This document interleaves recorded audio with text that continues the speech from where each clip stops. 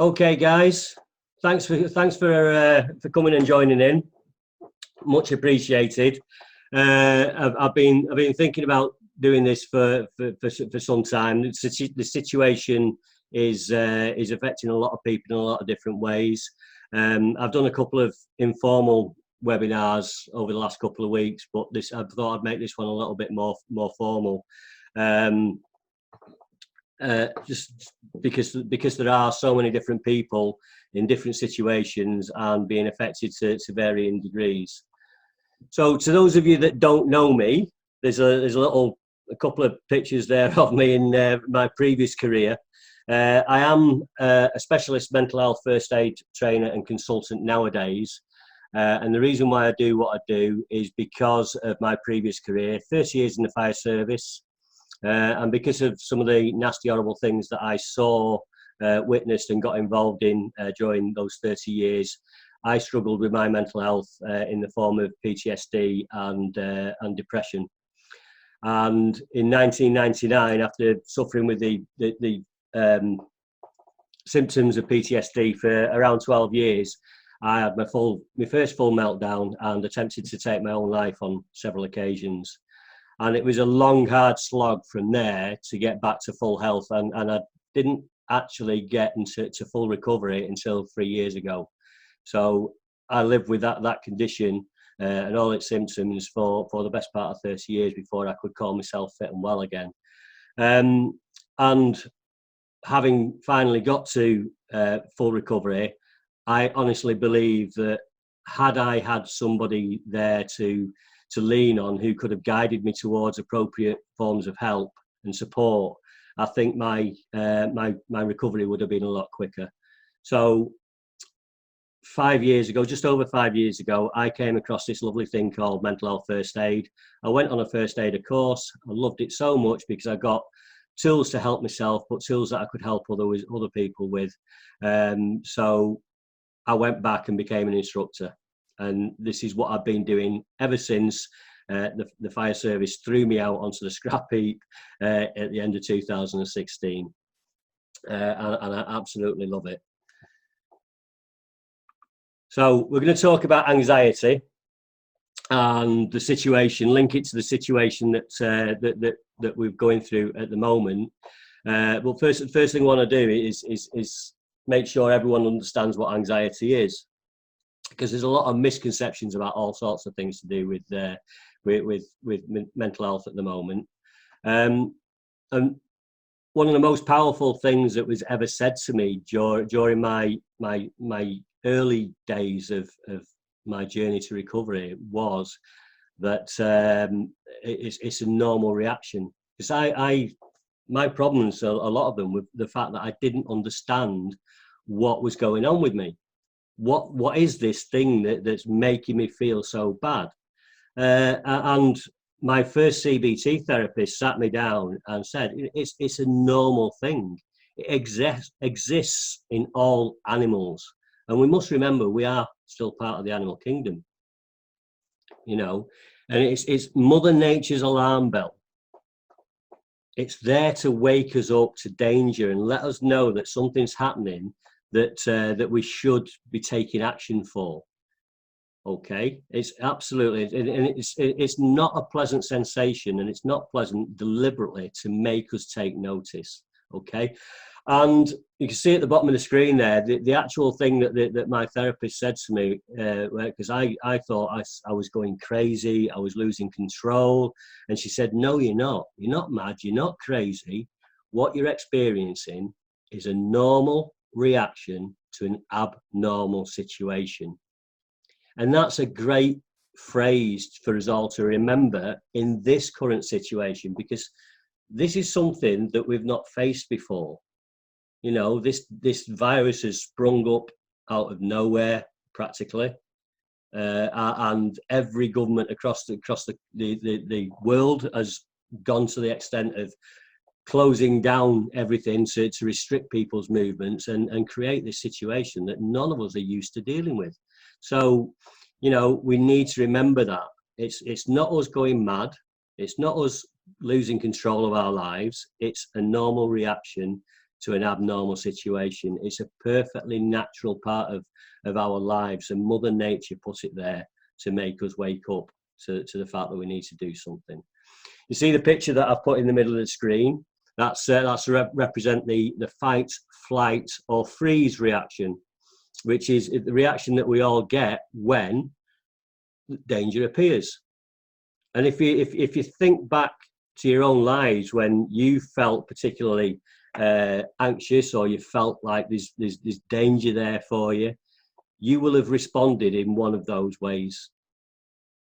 That's the natural way for all animals. We either stand up and fight whatever it is that's dangerous, we turn and run, or the third option is to be caught in the headlights like the rabbit.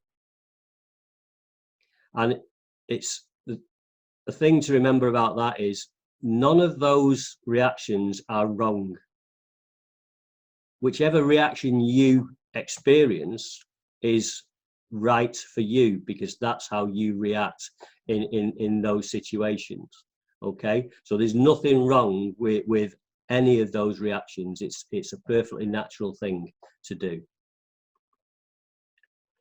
So how do we recognize it? I guarantee there's not a single person in this room that hasn't at some point felt anxious.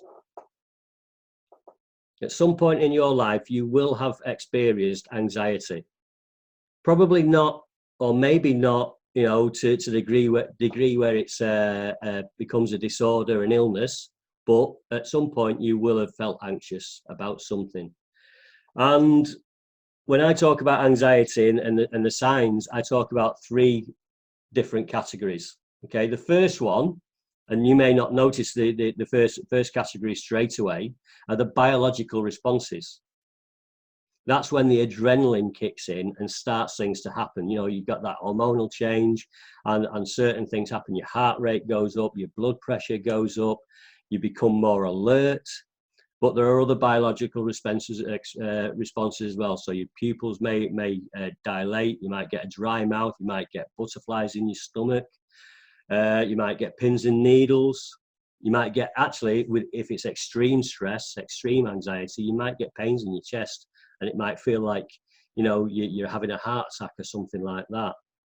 You know, there's a lot of biological response. They're followed by your thought processes and your emotions, and that's when the negativity starts to creep in. Yeah, so you feel frightened, you're scared, so the negative thought processes start to kick in. You know, I'm in danger, oh my God, what's going to happen? And you can see, you know, maybe even to the point of catastrophizing. Yeah, you can't see anything positive out of this. It's all negative, and it just makes you more and more frightened. Now, put the biological responses together with our thought processes and our emotions, and we get our behaviors. And it's our behaviors that tend to be noticed by other people first. It could be outbursts of anger. It could be becoming tearful. It could be running away and hiding in a corner. It depends on which particular response out of the fight, flight, or freeze you are predisposed to, as to what sort of behavior you will display, if you like. And we tend to internalize things, so we might not see those behaviors. We'll certainly feel the biological responses, and we'll certainly feel the stuff that's going on our head, but we might not see the responses. Okay, so and the list of possibles, as you can see from the picture on the screen, the list of possible responses are too numerous to list.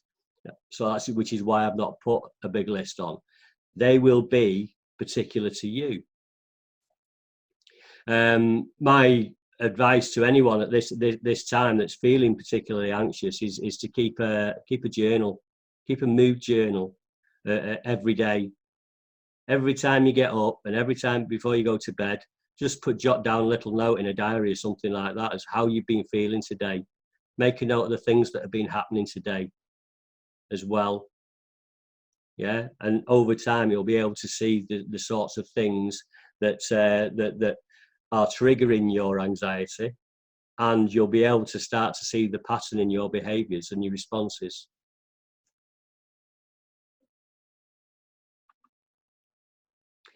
So why is it particularly affecting us more now? Because, you know, when I look out of my window, I'm sitting in my front room right now, and I can see out of my living room window into the garden and out into the countryside, and I look out there, and it doesn't look particularly dangerous, you know. So why are so many people that I'm speaking to at the moment saying that they're feeling so much more anxious? The first one is the perceived danger of the virus. And the reason why I say perceived, we all know that this virus is dangerous, but because of our own personal window on the world, our own particular mindset, we will perceive that danger at different levels. Yeah, it's how we see the world and how we see everything in the world is formed by our own personal experiences through our lives. And if your previous personal experiences of physical illness are all incredibly bad, then I suspect that your perception of the danger of this particular virus may be higher than most people's. If you're the sort of person that's had little illnesses here and there and not had anything too serious to worry about, then your perception may be a little bit less. So people will perceive it differently. Another big one is the unknown time frame. Yeah, we got news that this was coming, and everyone went, okay, let's start preparing for it. And then all of a sudden, we got the government saying, right, we're now restricting everyone's movements for the next 3 weeks, they said. And then last week, we're going to have another 3 weeks. And then we're going to review it in 3 weeks' time.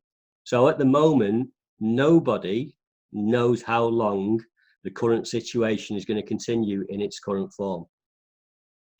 The unknown is always a cause for worry. Anyone that's ever known someone that's had cancer will tell you that the biggest worry was before they had the diagnosis, because there was some they could feel the symptoms, but they didn't know what was going on with them. Once you've got your diagnosis, the doctors can tell you what's going to happen, and that relieves a lot of stress. You know, so worrying about the unknown creates a lot of pressures. The fact that we've been forced to change the way we live, we're all working from home now, or we've been furloughed, or some really unfortunate people have been laid off even. You know, we can't move around as freely as we used to. When we go to the shops, we've got to stand in a queue outside with six feet apart from the next person and all that. And that is not being done through choice. That's being done because our government is telling us that that's what we need to do.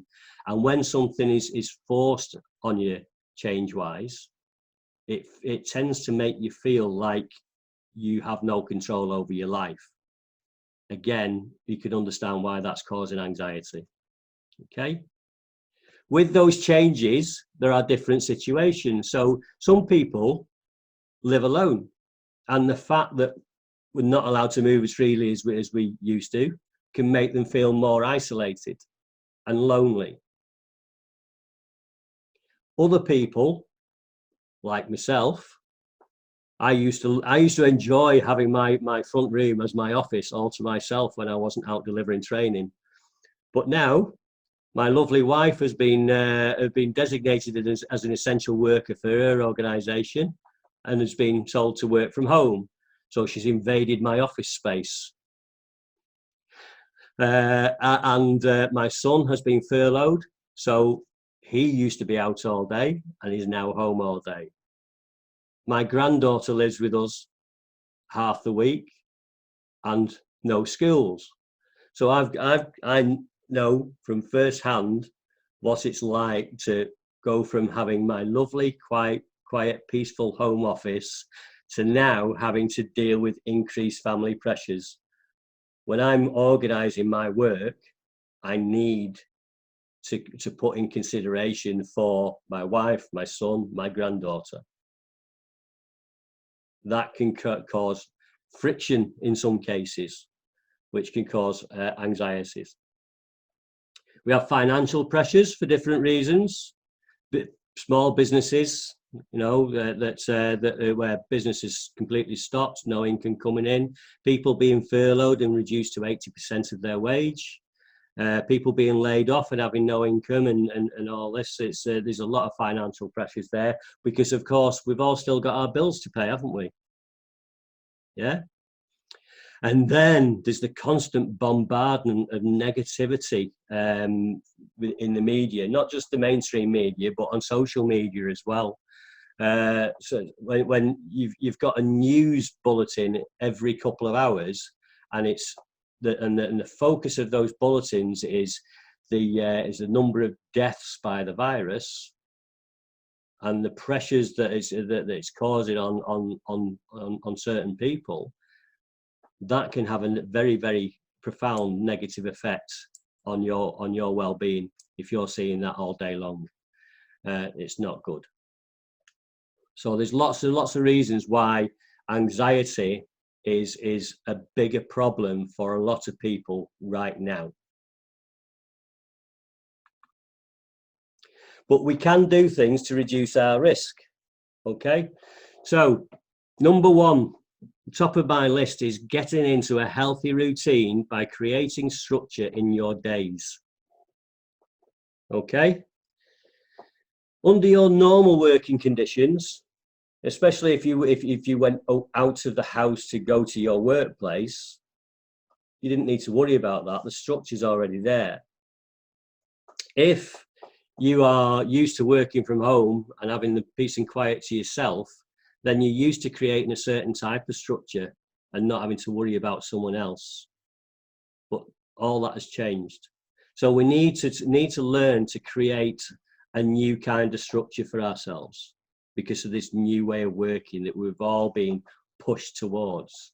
And I was speaking to a friend of mine about this the other day, and he said to me, "Yes, I've got my structure in place, but now it's starting to feel like every day is the same." So here's a little bit of advice for you. When you're creating your structure for your day-to-day activities, build a structure that is nice and strong, but build it with flexibility and variety. If you think about the high-rise buildings that are built on earthquake zones, like in San Francisco and places like that, they build a strong structure, but they build it with flexibility so that it can move with the vibrations and the shocks that the earth gives it. Yeah.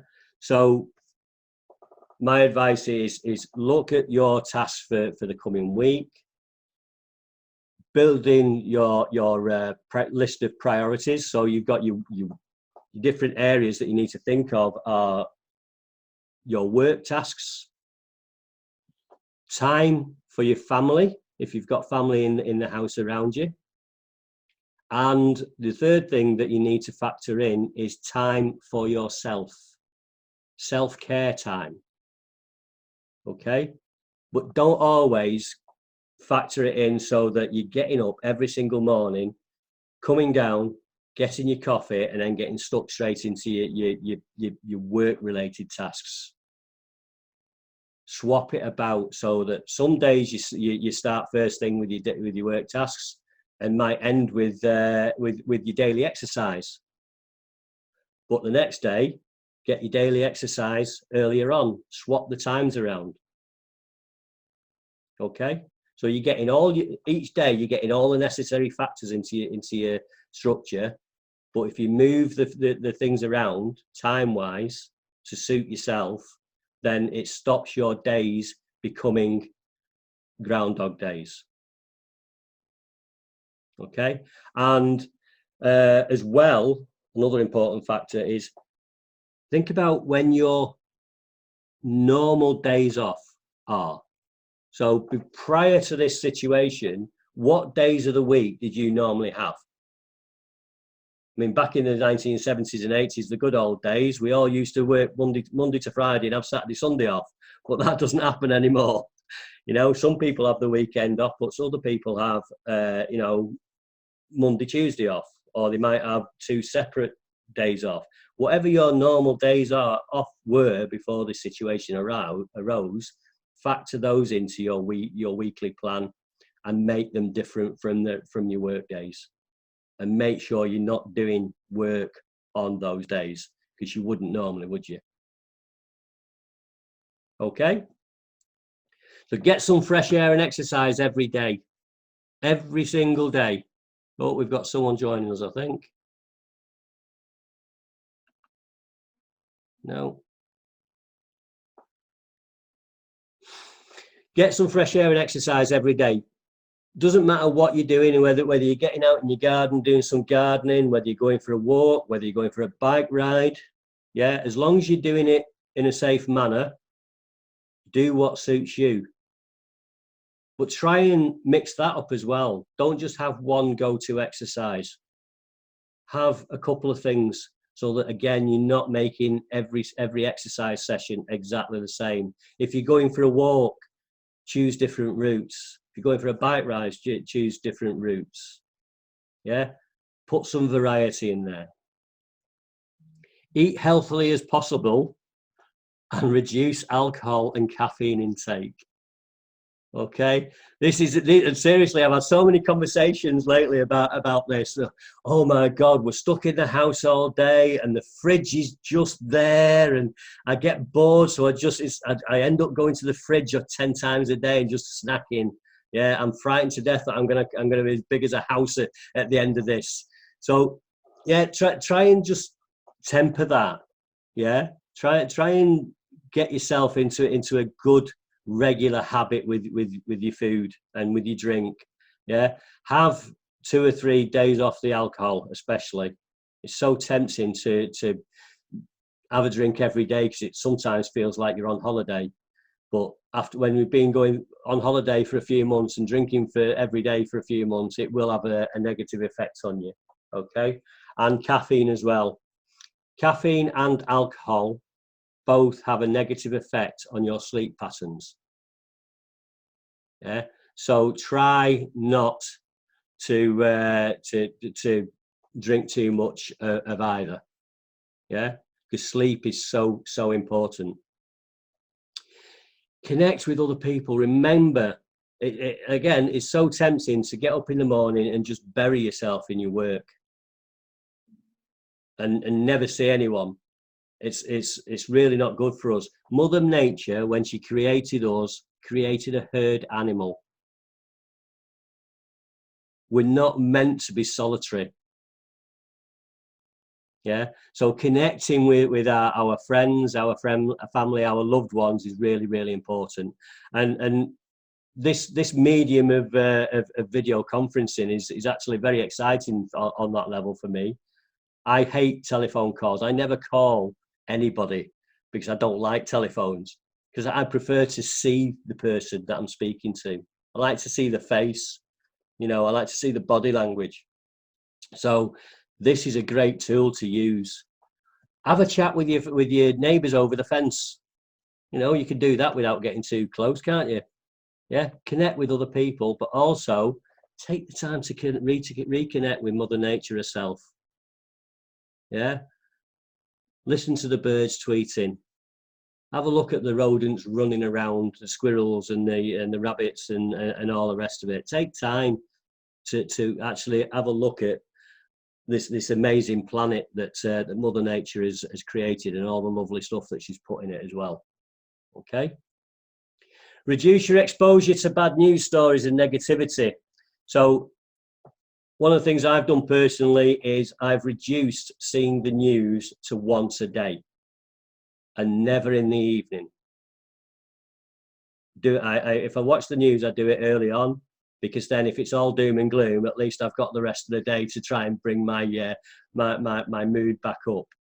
Okay, so reduce your exposure to news reports about all the negativity about this situation, and as well, take some time away from the social media. Switch the phone off, switch the computer off. An hour a day without social media is an amazing thing. Trust me, it's awesome. If you learn to be able to just put it away, switch it off, and just be yourself, it's amazing. Already mentioned previously about keeping a journal. Yeah, it's a really good tool. So every day, just get yourself a diary. You can even do it on a spreadsheet or whatever. Just make a note of what's gone on today, what things happened, how that's made you feel, and what your, if you can, notice your actual behaviours and responses to it. And then you'd be able to start to see any patterns arising, be able to better recognise your triggers and be able to respond to them in a proper way to them. Okay. Really important that you don't make comparisons.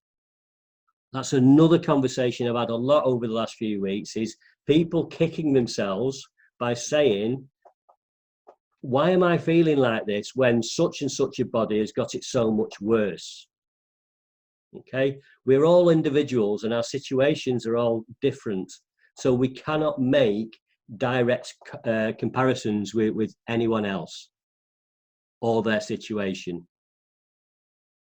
It's not productive. Okay, so notice that this is my situation and this is how it makes me feel, and work through it to find things that you need to do to get where you want to be. Yeah, be there to support others in theirs as well, by all means, but don't make comparisons. Okay, last one, recognize your limitations and take time out just for you. Like I mentioned before, that's really important. Self-care, there's two things about this. We're brought up in this weird society that teaches us the wrong things. Self-care is seen by many in our society as being a selfish thing. Taking me time is a selfish thing. No, it's not. Taking me time is, in fact, the most benevolent act that you can ever make. Because when you take time to look after your needs, your well-being improves. And when your well-being improves, the time you are able to give to others becomes so much better quality. So change the mindset on that.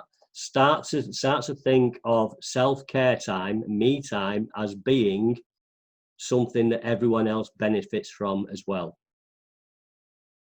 Okay. We're also in a society that teaches us that that self-discipline is the ability to make yourself get off your backside and do things when you really don't feel like doing them. So when you wake up in the morning and you're feeling knackered, but you know you've got to go to that laptop, you make yourself do it. And we believe that that is what self-discipline is all about. It's like the athlete that forces themselves to go training when they don't feel like doing, because they want to achieve that gold medal, whatever. But everything is a two-sided coin. The side of self-discipline that never gets spoken about is the ability to recognize your limitations and being as strict with yourself on making sure that you take that time out as you are with yourself, making yourself do those tasks that need to be done. Okay, so self-discipline is about looking after yourself as well as doing the things that need to be done for others.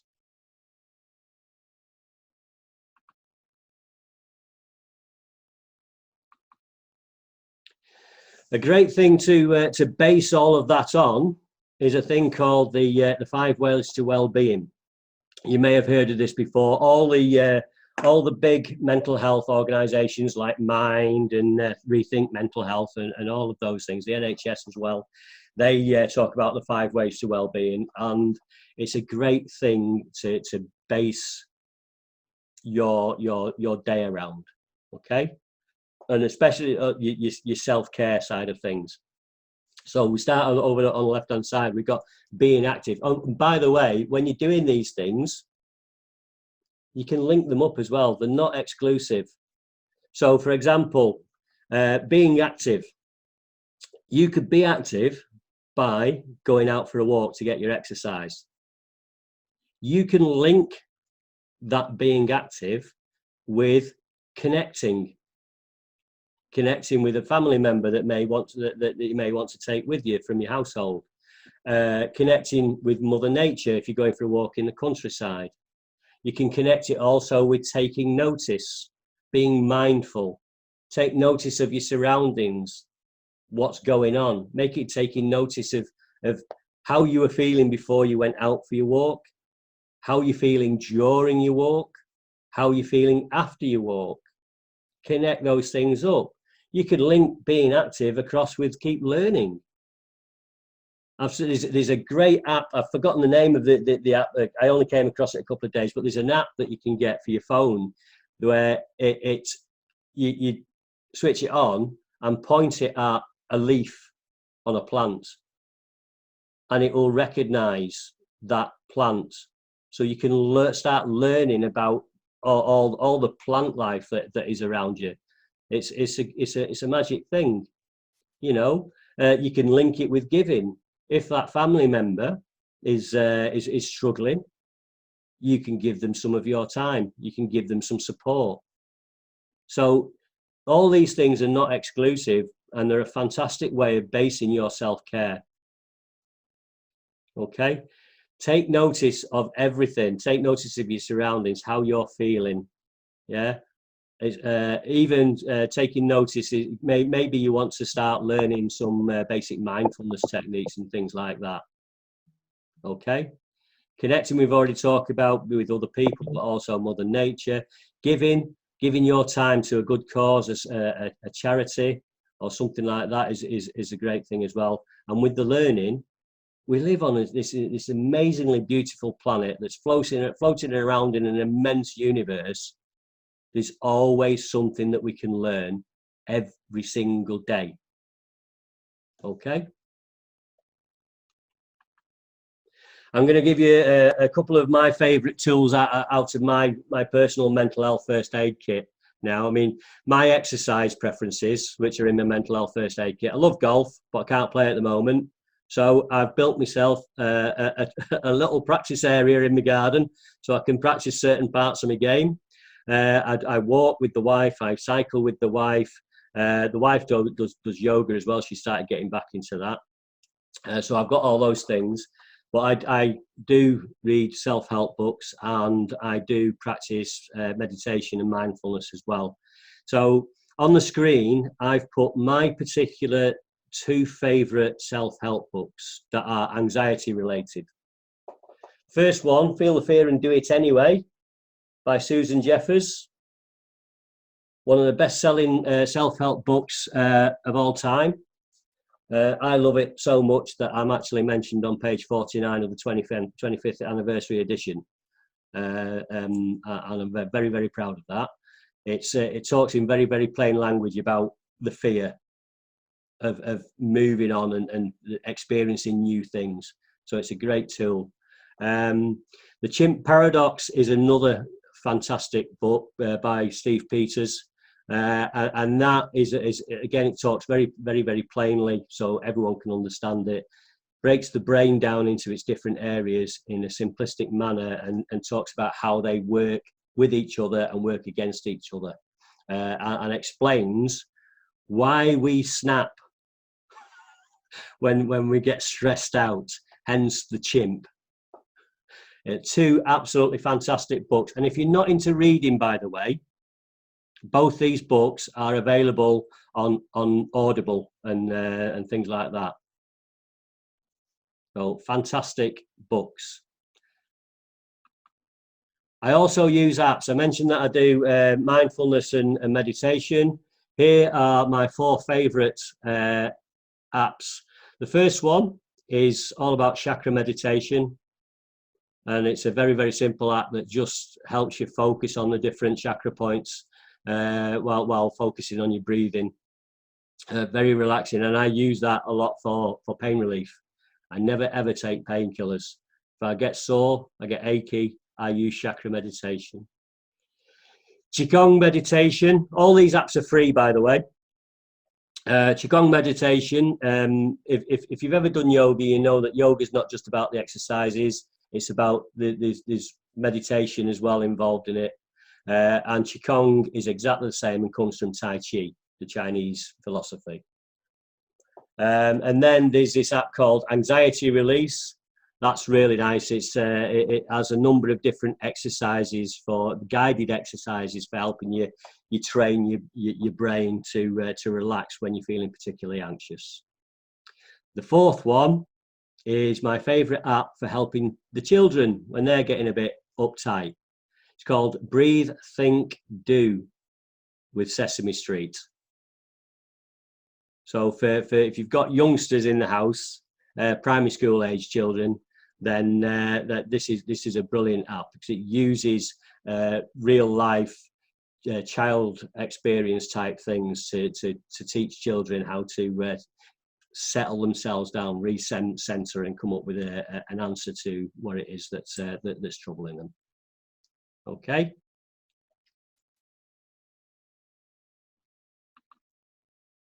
So that's about reducing the risk and looking after yourself in the first place. But then what do you do if it has actually got a grip of you? And when I talk to people as a mental health first aider about this, there's 2 levels. The first one is you've got to get yourself grounded and centered. Okay. So using distraction techniques to take yourself out of the situation for a while, get your breathing regulated and settle yourself down. So that's basically ways of avoiding your trigger, but that's short term to get yourself settled again. If you're going to then look at long term dealing with that issue to make sure that it doesn't become a lifeline problem, then you've got to find ways of actually facing your anxiety and its triggers. And that may mean getting appropriate support. You know, we all know someone that's got a phobia. And the reason why a phobia affects somebody all their life is because they avoid it. This is something that it's a question that went round in my mind for all of those 30 years while I was ill. PTSD is a serious anxiety-based disorder. And I asked myself so many times while I was ill, why the hell am I still ill? Why hasn't this gone away? The reason being, and I didn't come to this conclusion until, say, 3 years ago when I finally reached recovery. The reason being is that last course of therapy that I got was the one therapy that made me face my triggers, made me face my anxiety, made me face my fears and work through them and deal with them properly. So now they're dealt with. They are stored away properly in my mind, like all my good memories are, and I can reach for them and visualize them and talk about them without becoming overly emotional about it. They hold no fear anymore. And I put a lot of work into maintaining that ever since. So that's the reason why I haven't had any symptoms of my illness for 3 years. But that took me 30 years to learn that lesson. Anxiety, when we put so much time, effort into avoiding, while we're doing that, we are actually giving our anxiety power over us. So short term, yes, get ourselves out, avoid the situation so we can settle back down. But then once we're settled back down, we need to look at ways of dealing with it properly to put it to bed. Okay, that's the end of the formal section of the webinar. That I have already booked my next one for next week, same time, 3 o'clock, entitled Living with Depression, another one of my favorite topics. Okay. If little note there, if anyone wants to find me on social media, I'm happy to connect. And if you think these are worth coming to, please share away. Okay. So I'll get rid of all that now, and we'll have a look at your questions.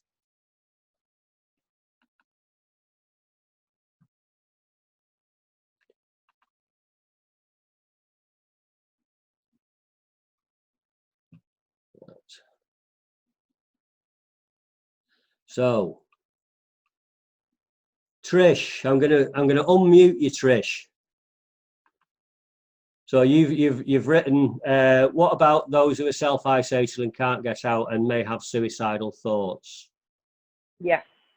So, so you were talking, Andy, about getting out and exercising, yeah. and you know, and I think that's really important. I totally agree with you. But those that have underlying health conditions that have got to isolate for like 12 weeks, yeah, minimum, and some people that I work with live in apartments and therefore don't have an outside area. Yes. That's, yeah.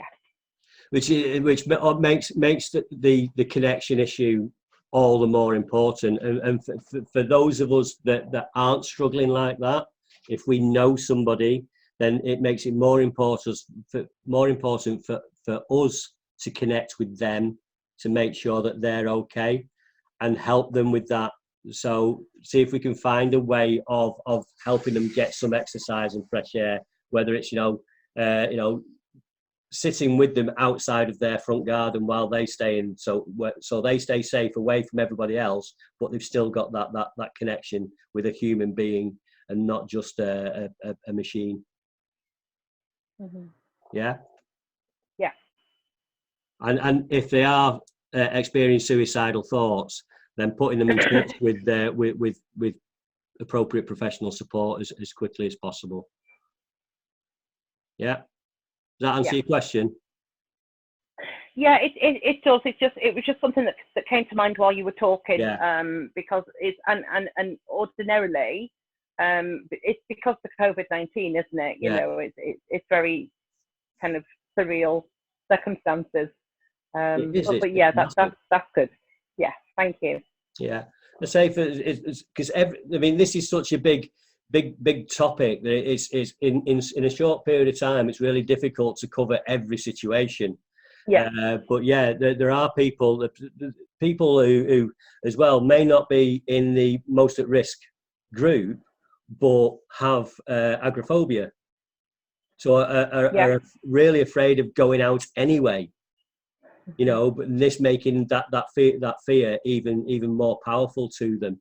So for those of us that aren't struggling in that way, it's more important for us that if we know about these people, make the effort to connect with them.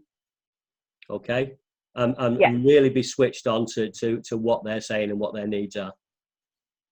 Yeah. Okay. Thanks, Andy. Yeah. Thank you. Thanks, Trish. So Jeremy, Jezza. You said, love this, thanks, it's really useful. I've had a client walk in and need to deal with his query. Can you? Oh, sorry, not a question then. Any other question? I had one question sent to me by a lady called Pauline earlier on. How do we stay calm in the current climate when everyone seems down and anxious? Well, I hope I covered that during the presentation. But if anyone else has any other questions that they'd like clarification on, please feel free, because we've got a few minutes before we have to close the meeting.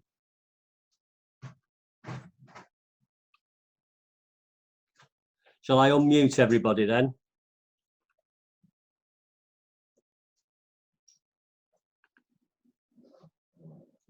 if I can.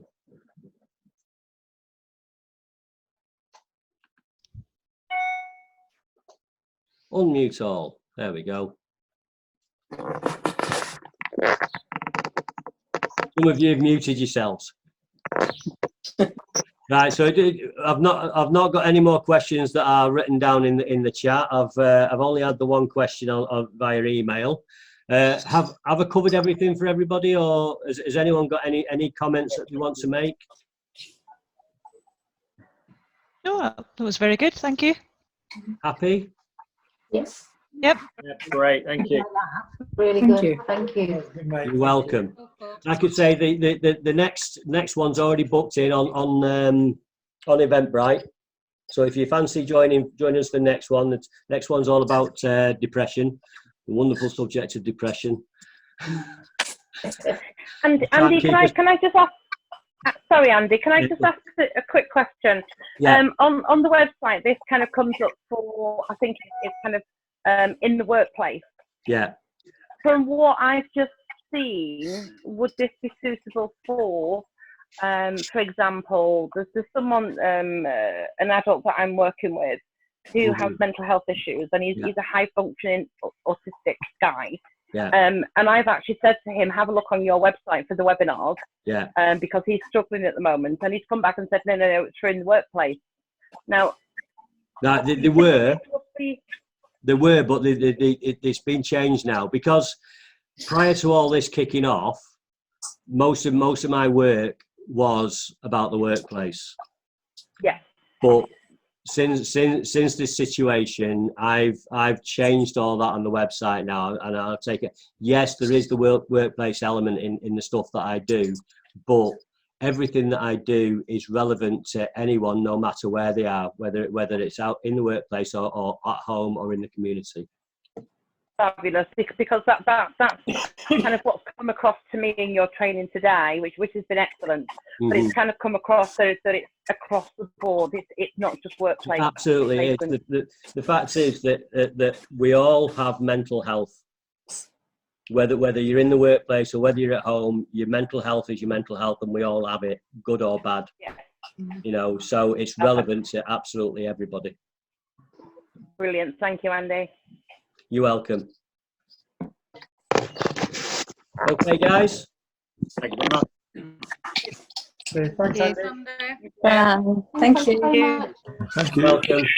See you soon. Look after yourselves. Thank you. Have fun.